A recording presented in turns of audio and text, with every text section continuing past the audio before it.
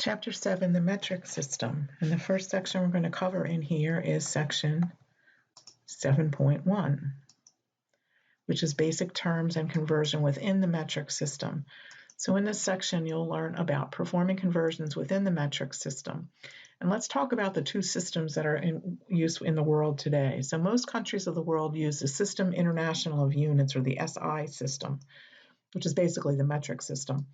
And in the United States, we use the US customary system, and you'll also see the metric system used. So in the United States, it's a little confusing that we use two systems. Advantages to using the metric system. It's the most widely accepted system worldwide, and there's only one basic unit of measurement for each physical quantity. And it's based on the number 10, which allows less need for fractions. And so basic units that you'll see in the metric system are the meter, which is the base unit, and that's for length. It's a little bit more than a yard. The kilogram is for weight or mass, actually mass, about 2.2 pounds. And then for volume, liter, which is a little bit more than a quart. And then the prefixes that are used are kilo, which is 1,000 times the base, hecto, 100 times the base, deca, 10 times the base. Then you have the base unit, whatever it might be. And then deci is 1/10 of the base, centa is 100th, and milli is 1,000th. And there's a nice table in your book you'll see in a second. I'm going to use it quite a bit. That it shows a nice way for you to figure out how to do the conversions.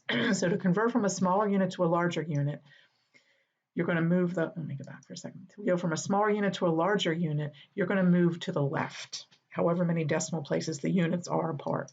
If you're going from a larger unit to a smaller unit, you're going to move the decimal place to the right. So let's try an example. So we want to go from meters to kilometers. Okay, and if we notice on the table, and again, this is provided in your book, here's the base unit in the middle, whatever it happens to be, in this case, meters, and we're going from meters to kilometers, and we notice that it's 3 units to the left. So what are we going to do? We're going to move our decimal place 3 units to the left, and so we're going to get 0.4573 kilometers is the same thing as 457.3 meters. So again, I moved it 3 places to the left, 1, 2, 3, and we ended up with a number less than 1. Okay, let's do another one.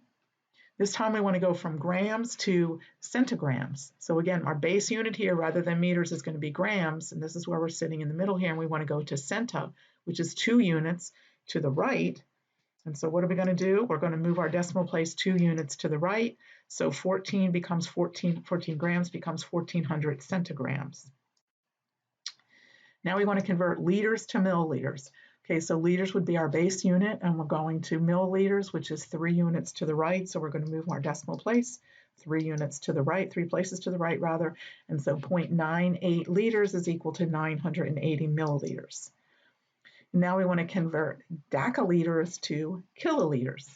Okay, so deca, there's our deca rather, it's right here, is right here, and it's 1 unit to the left. So what are we going to do? We're going to move our decimal place 2 places to the left. I'm sorry. 2 to the left. Oh yeah, we're going from deca to kilo. Sorry, missed that. We're going 2 places to the left. So 240 decaliters is equal to 2.4 kiloliters. And then we want to do 502 millimeters to hectometers. So milli is all the way over here, and hecto is all the way over here. So 1, 2, 3, 4, 5. So we're going to move 5 decimal places to the left. So 5 to the left goes 1, 2, 3, and then we need to add 2 zeros in front, so it's 0.00502 hectometers. And then we want to convert 6.34 decameters to centimeters. So here's our deca, here's our deca right here. So what are we going to do? We're going to move 2 decimal places to the right. So 6.34 decameters is equal to 634 decimeters. And we want to put these 3 measurements in order from smallest to largest. So you want to put them in the same units, and it's usually nice to put them in the same base unit. In this case, that would be meters. So I'm going to convert everything to meters. So my first number is already in meters. I don't need to worry about that one. I want to take this one and convert to meters, and I'm at millimeters. So I'm going to go 1, 2, 3 places to the left, which gives me 3.421 meters. And then I've got 104 centimeters, and I'm going to go to meters, so I'm going to move 2 places to the left, so I've got 1.04 meters, and then of course I should have had my original one, 3.4 meters up there. Now I can put them in order. So the smallest I have is the 104 centimeters, then I have the 3.4 meters, and then I've got the 3421 millimeters.